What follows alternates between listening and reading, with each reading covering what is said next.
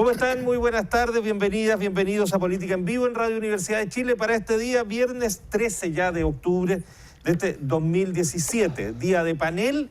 Ustedes nos van a disculpar, habíamos tenido una performance notable de tener muchachas jóvenes, nuevas personalidades, mujeres particularmente, que nos acompañaban en este día de panel. Y hoy día tengo el gusto de estar con dos grandes amigos, grandes panelistas, pero no hay ninguna mujer en el panel, yo soy el colmo.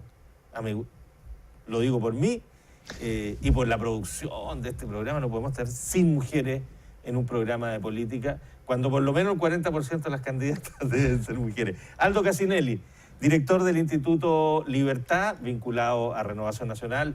Bienvenido, muchas gracias como siempre, Aldo, por contar contigo en la mañana. Muchas gracias por la invitación y suscribo absolutamente la ausencia de panelistas femeninas. ¿No es cierto? Se echan de menos. Por supuesto. Don Roberto Santa Cruz, buenas abogado, director del área de investigación legislativa del Instituto de Igualdad. Del Instituto de Igualdad, vinculado al Partido Socialista. Mucho gusto saludarte, Roberto. Bienvenido, como siempre. Estamos en pleno acuerdo con la ausencia hoy día. Sí, ha sido. Es un error que vamos a enmendar lo antes posible. Yo les quiero hablar de otra ausencia. Bueno, contarle que estamos en directo, por supuesto, con ustedes, nos estamos llegando a ustedes por la radio y dependiendo de la velocidad con que operen nuestros técnicos, puede ser incluso mañana en la mañana que ya estemos en el streaming de Red Televisión de en nuestra página web.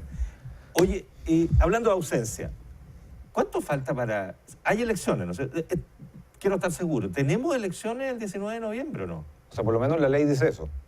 Pero claro. Claro. ¿Hay candidatos o no? Hay mucho. Hay mucho. Pero para todos. Sí. Porque a propósito, la ley dice que hay presidenciales, hay senatoriales en las regiones impares, hay de diputados y además... Y consejeros regionales. Cores. Cores. Sí.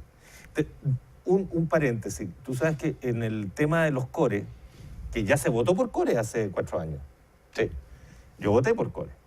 Anoche volví a hacer un ejercicio que he hecho varias veces, de preguntarle a los que estábamos ahí en una comida con viejos compañeros de colegio, ¿por quién habían votado para core? Casi todos habían votado los que estábamos ahí. Ninguno se acordaba por quién había votado, ya no quiénes más eran candidatos. Y yo hoy día no tengo la más mínima idea quiénes son candidatos a core. No tengo la más mínima idea por quién voy a votar para core, porque votaré por alguien. Y lo malo, y ese es el tema que les quería proponer, es que yo creo que un porcentaje muy alto de la población no tiene tampoco la más mínima idea de quiénes son los candidatos a diputados, e incluso al Senado. Los presidenciales sí se conocen un poco más, no necesariamente totalmente. Bueno, Roberto Santa Cruz. Pasa que las reformas legales que tienen que ver con las leyes electorales se han hecho notar, porque hoy día no hay prácticamente ninguna ficha en las calles, no hay pasacalle, no está pintado, cosa que la mayoría estamos de acuerdo, porque suceda mucho, a la gente en general no le gusta. Pero dado que no todos tienen acceso a medios de comunicación masivos, efectivamente hay un grupo de candidatos, particularmente los nuevos, y los cores, que son los candidatos, comillas, más chicos, digo comillas porque no es que sea menor en igualdad, sino que van a una función bien específica. Y muy importante. Y muy importante, que es el presupuesto de la región, o de su provincia determinada, y algunas provincias se dividen incluso, no son conocidos mayoritariamente. Entonces el trabajo de puerta a puerta, que cada vez es más incómodo, dado el nivel, particularmente en Santiago, de edificios que existen, se dificulta. Entonces, darse a conocer para un candidato hoy día es muy difícil. Déjame agregarte un elemento más para darte la palabra, Aldo, que hay el dibujo de los distritos, además, es otra monstruosidad. Fíjate que la región de Coquimbo es un distrito, uno. Entonces, un candidato a diputado va por La Serena, por Coquimbo, por Ovalle y por toda la zona rural. Yo conversaba con alguien que es candidato allá, me dijo, mira, hemos detectado los bolsones de voto más grandes y el resto ni lo vamos a ir a ver, porque no hay ninguna posibilidad de hacerlo. Aldo Casinelli. Quiero partir por los consejeros regionales, porque además, como va a agregarle algo, ellos no pueden hacer campaña televisiva, no entran en la franja, que además es como un elemento adicional a unas autoridades regionales que deciden el presupuesto regional. Yo le pedí que explicara, ¿por qué no explicara, por favor, y volvemos al tema de los diputados, ¿Cuál es el rol de los CORES y la importancia que tienen? Los consejeros regionales fundamentalmente conforman lo que se denomina el gobierno regional, que es presidido por el intendente, que es la autoridad todavía designada por el presidente y es la autoridad que representa al presidente de la región. Pero el gobierno regional, es decir, todas estas personas que conforman los consejeros regionales, son quienes fundamentalmente deciden el presupuesto y es donde llegan los proyectos de cada una de las comunas y ellos son los que los evalúan. Ellos son como un pequeño ministerio, si ustedes quieren, o un parlamento que evalúa proyectos y por eso que son tan importantes. Y en regiones, el presupuesto regional que maneja la Intendencia es relevante en materia de dónde se focaliza el gasto público, en infraestructura, en educación, en salud, porque además ese consejo puede o tiene la posibilidad de presionar a nivel nacional del gobierno central para inversión sectorial de asignación regional. Entonces tú tienes distintas facultades o atribuciones, incluso no formales, que les ayuda a la región. Entonces, que una persona en la región no sepa quiénes son sus consejeros o que no nos vinculemos con los consejeros, me parece muy complejo. Más aún si estamos tramitando una ley que va a hacer que se elijan los intendentes, que va a cambiar de nombre, van a ser gobernadores regionales. Entonces van a ser gobernadores regionales, que los van a conocer mucho más, pero los consejeros regionales a lo mejor no. Entonces hay una estructura político-administrativa que a mí me preocupa y entro de lleno en tu pregunta inicial respecto de la elección. Y voy a tomar un punto que para mí es relevante. Nosotros en el Instituto de Libertad hicimos un estudio respecto de este dibujo que ya a mí me merece absoluta duda cómo se rediseñó y ahí hay distintos, quienes están más vinculados a la ciencia política saben de este Gary Mandel que es cómo se diseña, pero el 60% de las comunas, de las 345 comunas en Chile, pesan menos de 5% en cada distrito. 260 de 345 pesan menos de 5%, teniendo distritos que hay más de 30 comunas. Entonces cuando un parlamentario, un candidato te dice, oye, ¿dónde vas a hacer campaña tú? Tienes 30 comunas. Oye, viejo, yo tengo poca plata, tengo poco tiempo, tengo pocos recursos, no económicos, recursos de dónde hacer campaña, lo cual me parece que supuestamente crea incentiva a la creatividad, pero ¿sabes qué? Me voy a focalizar en las 3, 4 comunas que representan el 50 o el 60% del distrito. ¿Y el resto? ¿Qué pasa con el resto de las comunas? Si se supone que esta reforma fue para acercar a la gente a sus representantes, fomentar la participación, y tú lo único que hiciste fue aislar, alejar a los representantes de la gente, del tomado de decisión, del votante. Entonces, me parece que es uno de los grandes problemas que tenemos en este rediseño institucional, que creo que, como nos pasa habitualmente en Chile, se aplicó la ley del péndulo, que era muy liberal por un lado, y hoy día nos fuimos a una situación muy restrictiva por el otro. Porque en la medida que va pasando, ahora, ¿quién se va a atrever a hacer las modificaciones? No lo sé. Roberto Santa Cruz. Bueno, yo no sería tan lapidario, efectivamente hay problemas. Pero no sería tan lapidario por algo, porque primero hay que probar el sistema. El sistema además es un sistema que va a mutar en el tiempo. O sea, la cantidad de parlamentarios que se van a escoger van a tener que ver con el censo que se hace cada 10 años. Esto es un sistema que puede aumentar incluso con cantidad de diputados, no más de 8 por distrito. Pero efectivamente, en términos de desplazamiento de campaña, es un problema para los candidatos, sobre todo para los más desconocidos.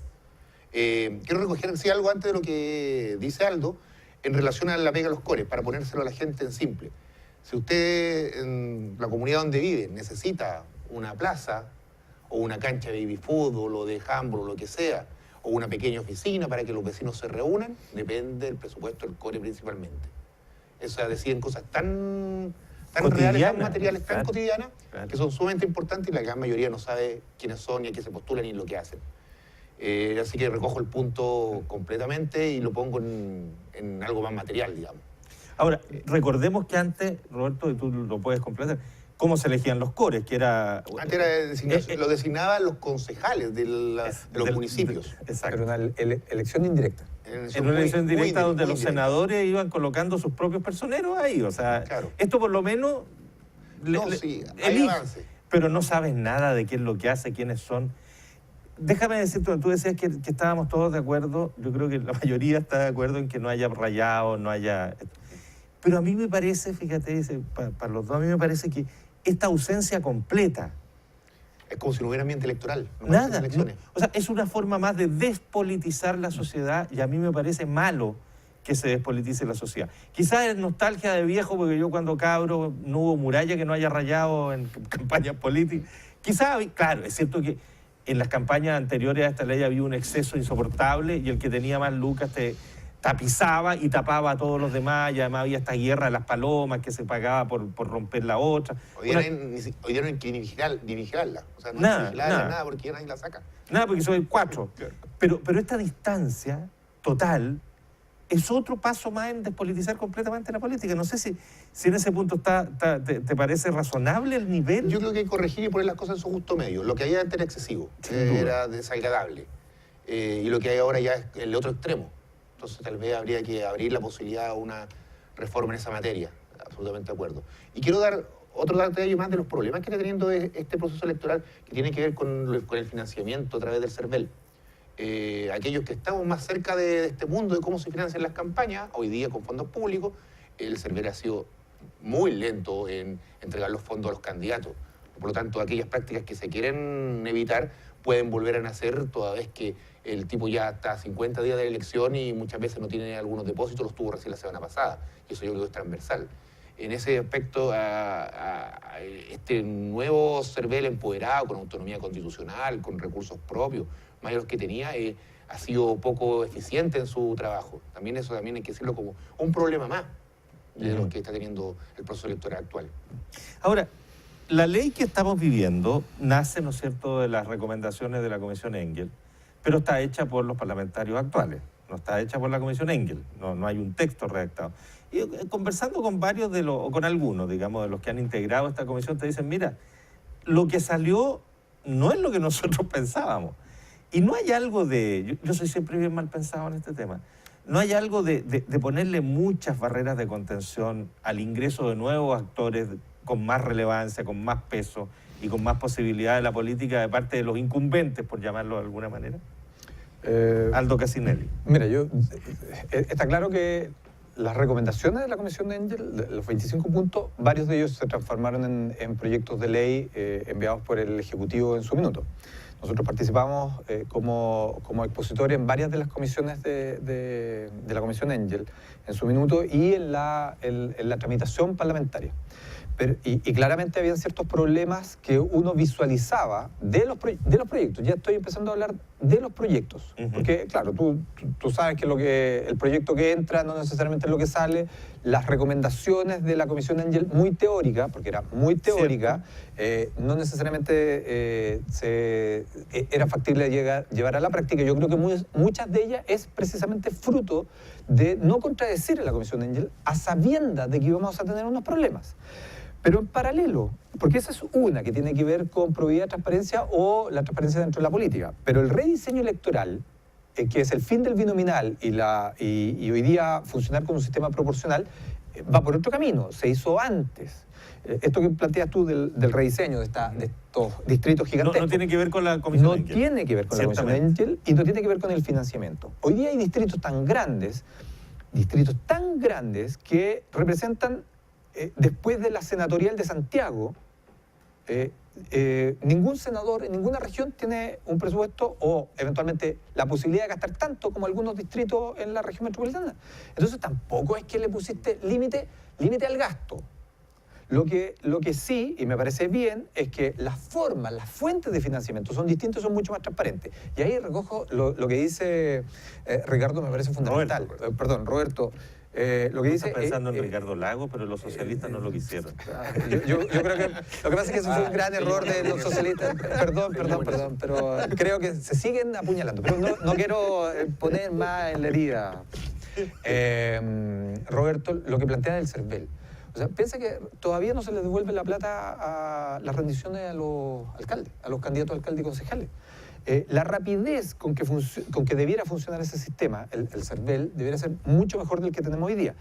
Y segundo, el padrón electoral que se construye, que yo aquí eximo el CERVEL en una parte, porque proviene del registro civil. Entonces, cuando tú me dices que un porcentaje o una cantidad de 45 o 50 mil personas tienen más de 100 o 115 años, creo que tenemos algún problemita. No está en el CERVEL. Y eso hay que ser preciso también. Eso está en otro lugar.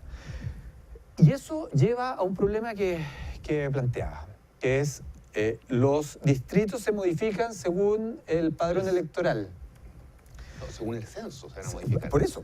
¿Y dónde están esos personajes? Están en el... Un censo que de media. Y esa información tiene que estar en el registro civil. Entonces, la institucionalidad de este país empieza a tambalear y se empieza a tambalear y como resultado o como efecto colateral está en el sistema político. Entonces, tenemos un rediseño que nos hace falta, electoral. Ya habíamos probado el voto voluntario, 2 elecciones, pensando en las municipales anteriores, las parlamentarias, presidenciales anteriores, las municipales de ahora.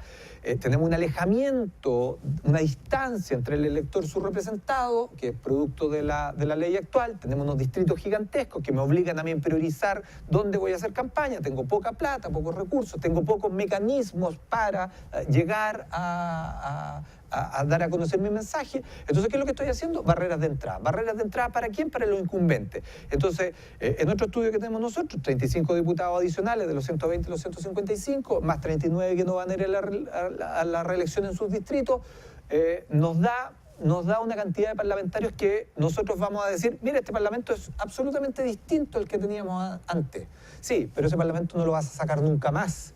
¿Por qué? Porque el incumbente tiene un nivel de seguridad, de certeza o está blindado en la próxima elección que va a ser muy difícil moverlo, va a ser muy difícil sacarlo. Hoy día vas a tener una renovación muy grande del Parlamento. Claro, por efecto de novedad, claro. Después, ese parlamentario que tiene 4 años, diputado, 4 años para hacer campaña, que tiene recursos, que tiene prensa, que además puede hacer cosas que el desafiante no puede. O sea, yo como parlamentario sí puedo hacer una cuenta pública, por ejemplo, invitar gente y mandar cartas.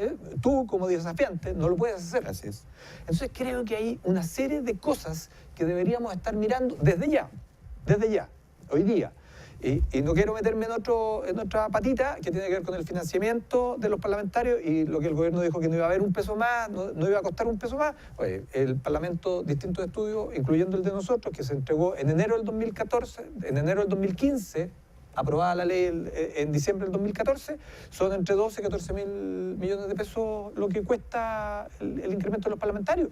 Eso es. Pero eso no es mal.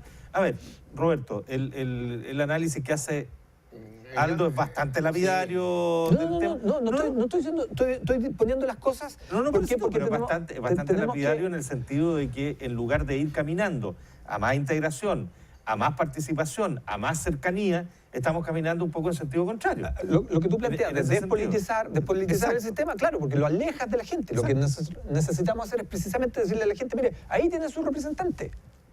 Pero ese representante hoy día está lejos. O sea, mañana ese representante va a estar muy lejos y va a haber lugares donde ni siquiera va a estar. Que no van a votar. Comunas aquí cerquita de Santiago. Sí, claro. O sea, no me quiero ir a las comunas muy lejanas. Aquí, que representan menos de 1% del distrito. Menos de 1% del distrito con 31 comunas. Roberto Santa Cruz. Sí, parece paradigmático, porque en el fondo lo que plantea Aldo es que teniendo más diputados, hay menos diputados presentes con la ciudadanía, lo cual parece algo ilógico. Es una paradoja. Que si de 120 se aumenta a 155, uno espera que tengan un mayor despliegue territorial. Pero claro, como esto vino de la mano con un cambio de distrito, donde los distritos en realidad se juntaron y se hicieron de nuevo, y son grandes pedazos territoriales para muchos, que tienen que ver con, ojo, no con los electores, tienen que ver con con el número de población, que no es lo mismo. Es una diferencia que parece sutil, pero no es tanto. Entonces, tal vez esto hay que revisarlo más adelante. Yo creo que hay que darle la oportunidad, porque esto va a cambiar, va a tener un abanico de colores políticos el Congreso que hacer un poco distinto, es lo que muchos esperamos. Esperamos que de alguna forma se limite la sobrerepresentación de las minorías. Me refiero a la derecha particularmente, que está sobrerepresentada por el sistema binominal. Hoy día creemos que eso va a tender a bajar o a ser más justo. Ojo, el sistema que nosotros tenemos en Chile es un sistema que copiamos de España. un sistema que sale del sistema de D'Hondt, que se llama, donde van cayendo por escaños. ¿Verdad? Por lo tanto, sigue siendo un sistema que refuerza las mayorías, pero moderadamente. O sea, le da un poco más de espacio. Pero tampoco es que aquí quepan todo. Y los más chicos tienen problemas de financiamiento porque también el financiamiento público va en relación a los votos, al tamaño del partido que tiene. Tienen problemas para darse a conocer, si son nuevos, por supuesto, porque efectivamente un parlamentario en ejercicio tiene acceso a salir en la prensa y tiene acceso a estar con su gente. Y está financiado para moverse por el distrito. Y tiene facultades que le permiten, facultades legales, y está bien porque su pega, facultades fiscalizadoras, y eso está bien que lo haga. Tiene la facultad de presentar proyecto de ley. Tal vez lo que nos falta en Chile, y aquí siendo un poquito más agresivo en las reformas que todavía están en pendiente, es que hayan iniciativas legislativas ciudadanas, con un cierto número, con un cierto marco de requisitos, por supuesto, pero yo creo que por ahí va un poco la democracia que queremos, si es que no queremos seguir destruyendo nuestra democracia representativa. ¿Y no será que necesitamos avanzar a un sistema semiparlamentario de alguna vez? Pensando, a propósito de lo que tú decías delante, Aldo, de los cores, volviendo un poquito a los cores, se van a elegir, supongo, porque esto también se puede caer, uno nunca sabe, pero se supone que se van a elegir estos gobernadores regionales, que tendrían que compartir la vida con el intendente que no desaparece, etcétera. Pero si vas a hacer todo eso en un edificio institucional extraordinariamente presidencialista como el chileno, hay una cantidad de contradicciones en la forma como lo construye, que yo no sé para dónde camina. En cambio, en una lógica de semi-parlamentaria o derechamente parlamentaria, te cambia completamente ese fenómeno y tiene mucho más sentido. Yo no sé cuándo vamos a dar ese paso de discutirlo en serio. Yo siento que ese paso es un paso muy complejo porque en realidad no nos sentamos, y lo digo estando dentro del mundo que se debe sentar a pensar estas cosas, a ver qué modelo queremos para la administración del país. Hoy día nosotros nuestra institucionalidad está hecha a puros parches.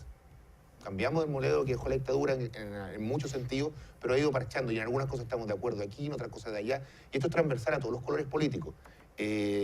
Ocurre que se ponen tanto los gobernadores regionales, tiene que ver con que los incumbentes también son parte. Sí, claro. O sea, un intendente de una región grande con muchos electores, se dice, podría ser eventualmente candidato presidencial, y a lo mejor hay senadores, diputados o alcaldes que quisieran acceder, ir dándose vuelta. Tenemos un problema con las reelecciones de nuestra clase política.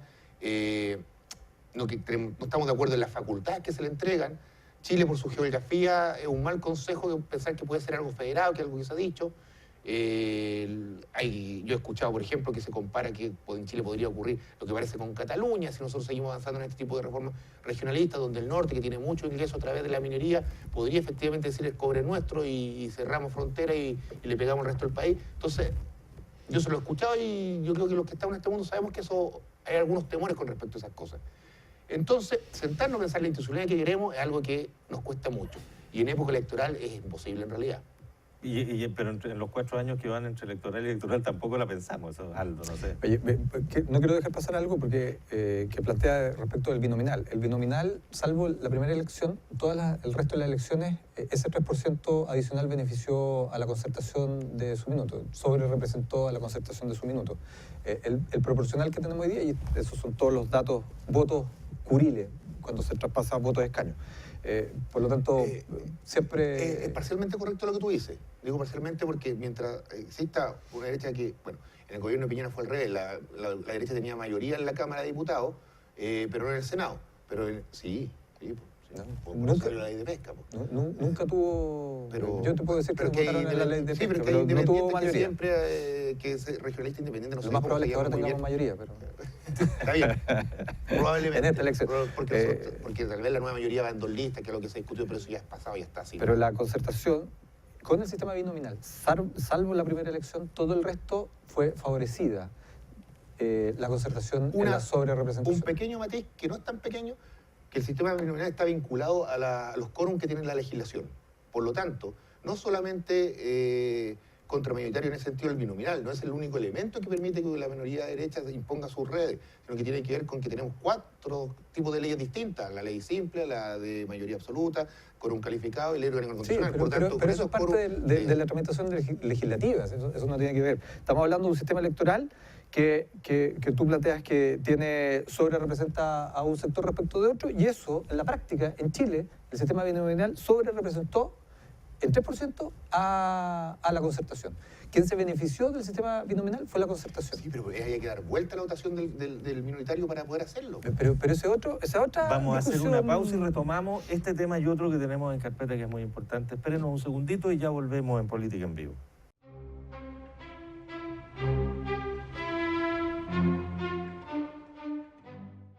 Estamos ya de vuelta en Política en Vivo, conversando con Roberto Santa Cruz, director de Programación Legislativa.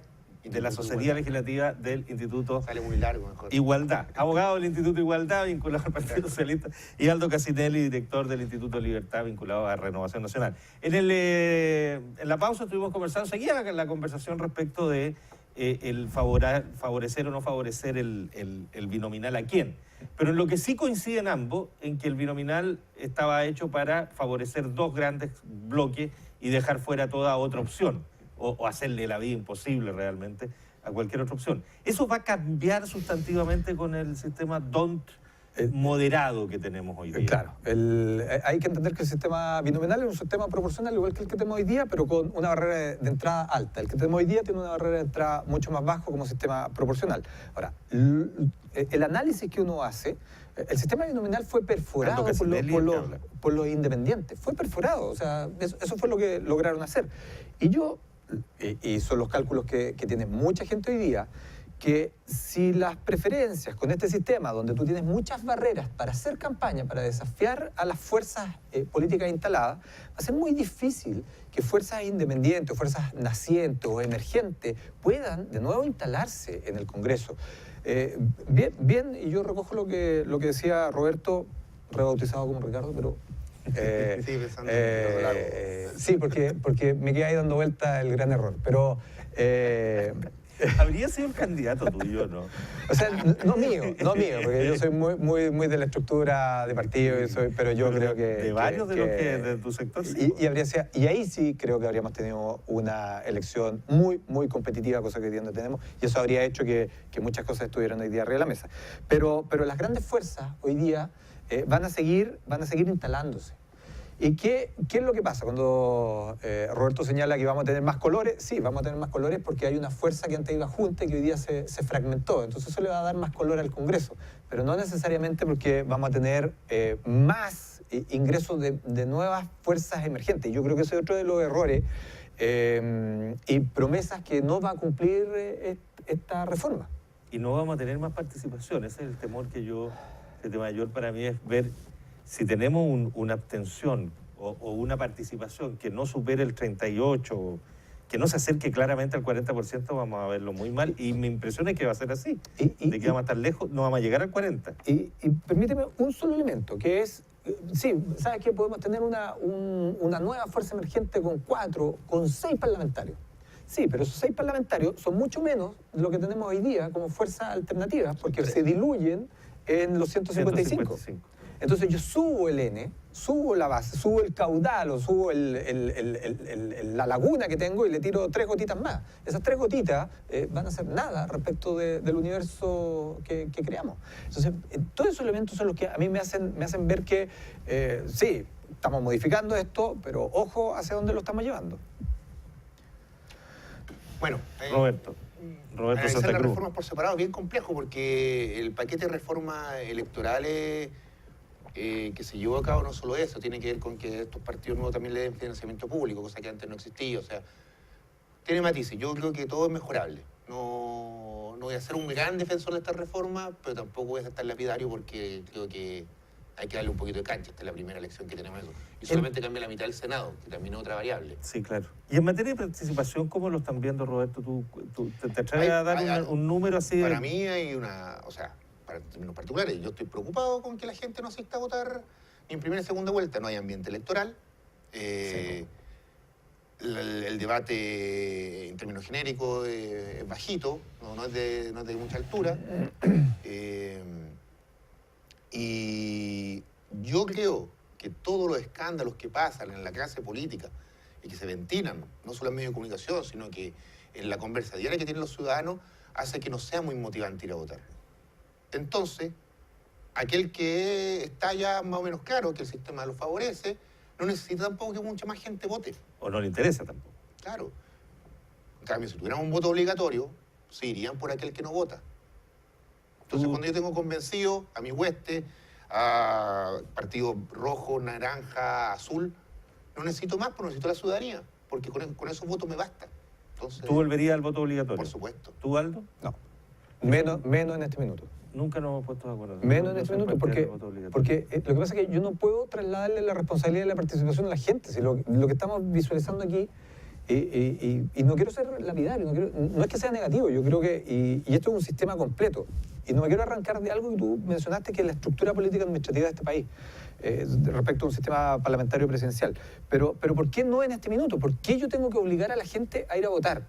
En este minuto, donde además se tienen las instituciones políticas que manejan la vida política de este país, se tienen que reformar, se tienen que remecer.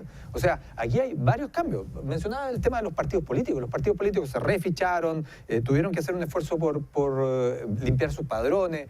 Tienen financiamiento para hacerlo, tienen una parte tiene que ver con el tema de la incorporación de la mujer en la política. Tenemos una ley de cuota o de discriminación positiva, como lo quieran ver, del 40% para uno de los dos sexos. Tenemos recursos para formación, para capacitación, que tienen que ser utilizados por los partidos políticos. Entonces, yo creo que hay algún elemento, pero no puedo trasladarle la responsabilidad a la gente. O sea, yo creo que son las instituciones públicas, políticas en este caso, las que tienen que asumir algunas transformaciones y alguna responsabilidad en este caso. Es que hay que entender cómo vemos el sufragio, porque si el sufragio lo vemos como un derecho, está bien, es un derecho, pero también es un deber. Pues, o sea, a mí no me preguntan si yo pago el IVA cuando compro algo en el supermercado y estoy contribuyendo con eso al erario nacional. ¿Por qué no puedo construir las decisiones públicas también? Al contrario, yo digo que el voto voluntario es lo que favorece el clientelismo. Absolutamente. Pero perfecto, te adquiero la lógica del derecho o de la responsabilidad, pero la responsabilidad muévela hacia otros vínculos, pero no es que traslade la responsabilidad a la gente, no al partido. Pero sí, a ver, pero al revés, el mismo argumento al revés. Yo soy alcalde de una comuna determinada. Me basta con los que votan. No quiero que vote más gente porque seguramente la mayoría de esa comuna está descontento con mi tarea municipal. Pero como no voy a votar, no me preocupo, no voy a rescatarlo. La responsabilidad es compartida ahí, pues. Con el voto voluntario no es tan así. Porque hoy día el ethos del ciudadano está un poco perdido, está más en el imaginario el consumidor más que el ciudadano. Entonces, si el ciudadano no tiene claro que su derecho del voto es relevante, y para eso puede faltar educación, pueden haber muchas variables más. Yo creo que es fundamental volver a que sea un deber, que sea una carga como es pagar impuestos. Mira lo que estamos hablando en el bloque anterior, que tiene que ver cómo la política la alejamos en estas normas. Cómo alejamos la política del ciudadano. Pero aún así, como alejamos la política del ciudadano y como tenemos que resolver nuestro problema de que nos vinculamos al tema político, entonces le decimos al ciudadano, usted hoy día está obligado a ir a votar. ¿Con eso resolvemos el problema? No, con eso no resolvemos el problema. No es la única solución. El problema lo resolvemos, pero por eso yo digo, en este minuto no volvería al voto obligatorio. En este minuto, porque en este minuto es responsabilidad de las instituciones que se manejan políticamente resolver los problemas y acercarse a la gente. Y tenemos muchos problemas que están radicados en las instituciones políticas, que se están haciendo las cosas. Obviamente que se están haciendo cambios. Mencioné el refichaje. Limpiar esos padrones que eran de 100, 120 mil personas. Y vemos que hoy día los partidos tienen 20, 25, 30 mil personas y no 150 mil personas. Las votaciones, democratizar los partidos internamente, que también es un elemento clave para saber dónde y cómo se eligen los candidatos que van a ir a las elecciones. Entonces tenemos una serie de elementos que son de la práctica institucional. Y eso es lo que a mí me parece que es necesario en este minuto. Y de ahí, cuando resolvamos esto, creo, y por eso digo, no quiero dejar de lado esto de la reforma político-administrativa de este país, que es necesario y que es necesario ampliarla. O sea, el seguir fraccionando territorialmente este país me parece complejo. O sea, la lógica de seguir creando regiones. Y no solamente creamos regiones, o sea, ahora estamos dando además feriados regionales. Imagínate. El tema del voto obligatorio voluntario, estos son temas de largo plazo. Yo muchas veces hemos discutido en otros programas con Aldo el punto también. Yo sigo pensando que el voto obligatorio sería un aporte, pero en fin, no me voy a meter en el punto porque no vale la pena. Hay un tema del que hablamos hace un ratito antes de iniciar el programa y que nos parece súper relevante, y antes que se nos vaya el tiempo quisiera planteárselo, y que tiene que ver con la captura particularmente de los poderes locales, ya no por intereses demasiado fuertes, sino que por intereses derechamente mafiosos, y que eso se nos empieza a meter como una realidad que antes mirábamos como teórica, pero con lo que ocurrió en San Ramón y con otras expresiones anteriores. En San Ramón quizás lo más brutal porque aparece el narco ya vinculado al tema, pero antes con la basura lo tuvimos de una manera distinta, pero también con elementos de presión brutales. Hay consejos municipales que terminan donde los incumbentes le pegan a los concejales que no votaron como tenían que votar para que el negocio se hiciera, etcétera. Entonces, esa lógica que lo hablamos, la tenemos ahí, y más bien que mirarla, tratamos de mirar para el lado porque por Dios que nos está pegando duro. No sé quién de los dos quiere partir. Roberto Santa Cruz. Dado que pertenece a la misma casa. No, pero el tema de San Ramón yo diría que es un dato, no es el punto, es cómo, porque si tú te pegáis una vuelta por el mundo local, municipal local, te vayas a encontrar seguramente con cosas como esas, muchas más, y de todos lados. Primero entendiendo que muchas comunas de Chile, y particularmente comunas de Santiago más bien periférica y particularmente del sector sur, conviven un poco en ese mundo. O sea, imagino que los gobiernos alcaldicios, los gobiernos locales, conviven con un poco el mundo que existe, que tiene que ver con el narcotráfico, el microtráfico, lo que sea. Pero en esa convivencia que se da naturalmente, hay que ponerle algunos límites. Y no límites, digamos, a ver, ¿cómo decirlo? No límites que sean plásticos, no límites que se puedan romper fácilmente. Toda vez que conocemos experiencia en Latinoamérica, donde una vez que el narco entra efectivamente a la política, después cuesta mucho sacarlo. En eso tenemos México, Colombia, etcétera. Pero no quiero tirarlo para afuera, quiero que es el momento en que esto que sale, porque esto puede estar ocurriendo hace algún rato. Pero por supuesto. Y si no es por los medios de comunicación, uno no sabría qué ocurre o no lo visibilizaría tanto. Porque hay más temor, porque son otros códigos, no son el código del ciudadano donde yo converso, donde resuelvo mis problemas. Entonces hay que tomárselo con la gravedad que esto tiene.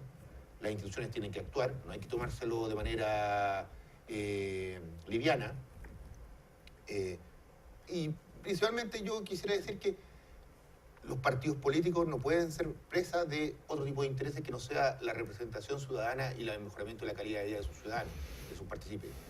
Entonces, creo que este tema es un poquito más largo, un poquito más profundo, y hay que seguir manteniéndolo vigente. No, yo no lo taparía, aunque estemos en época electoral.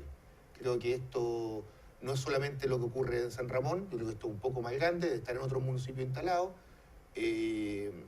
Los funcionarios municipales deben tener miedo, me imagino yo. No creo que esto sea algo tan fácil de llevar. Y hay que empezar a separar la agua. O sea, creo que aquí la ética es muy importante y las reformas legales de esta materia también. Nosotros conversábamos con algunos amigos del partido al que yo pertenezco, qué tan posible es que dentro de las limitaciones a los derechos ciudadanos como participar de un partido político está ponerle algunos límites a delitos tan graves como son, que en nuestra posición los delitos que encuentran más graves son los de terrorismo y los de narcotráfico. De hecho, hay normas expresas en la Constitución con respecto a ese tipo de delitos, con respecto al ejercicio de derechos civiles y políticos. Entonces nosotros por eso podríamos llevarlo también a los partidos. Aldo Cassinelli.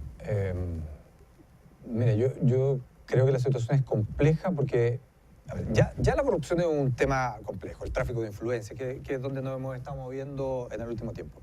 El ingreso del narcotráfico, y no tenemos que taparnos los ojos. Chile es un país de tránsito de droga, es un país que ha ido incrementando los niveles de consumo en la medida en que además se incrementan los niveles de renta, se incrementan los niveles de consumo.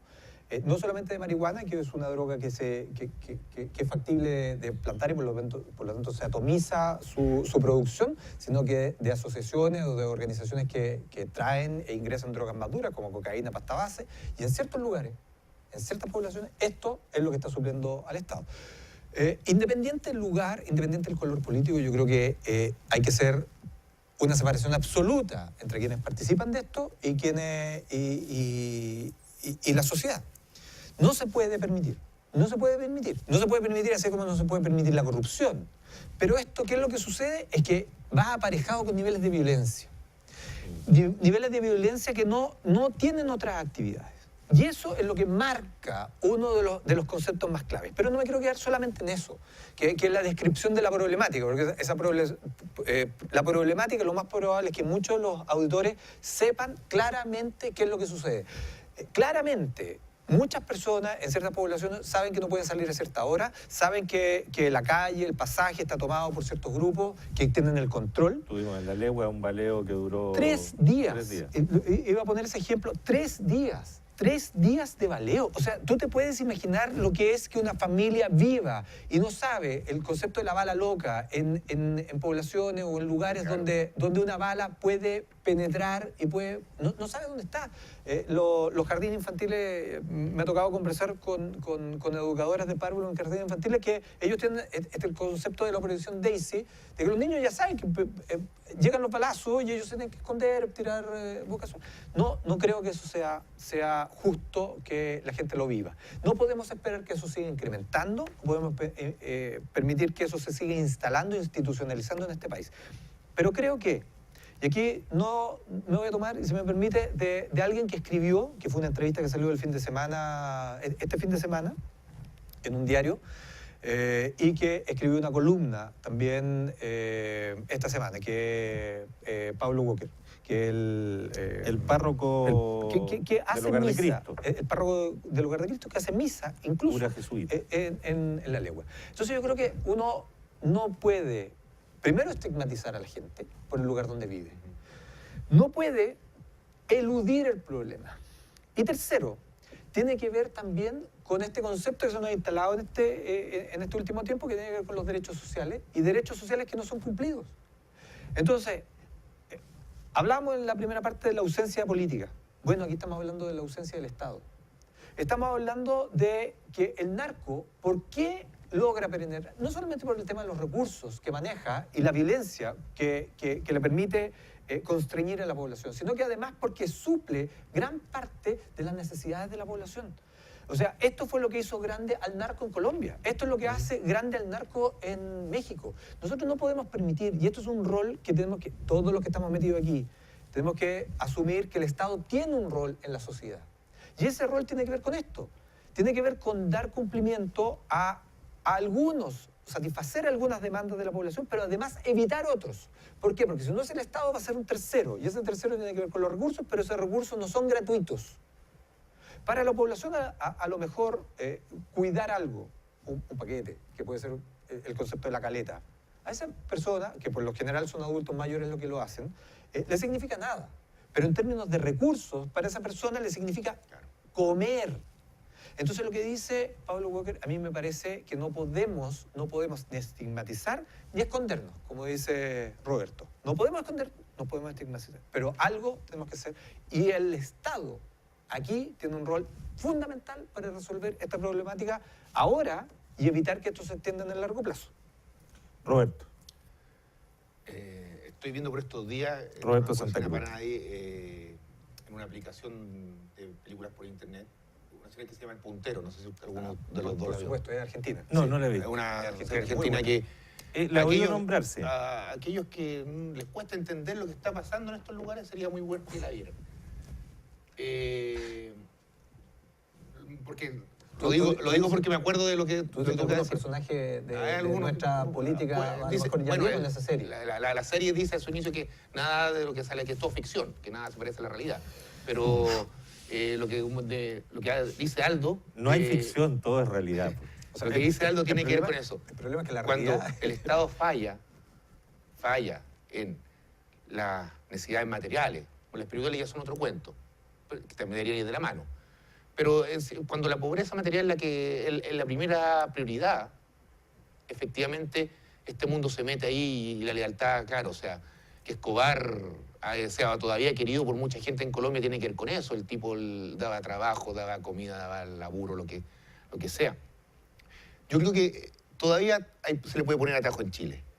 esta es una primera señal de alerta que se toma bien, la clase política tiene que actuar, las instituciones tienen que actuar.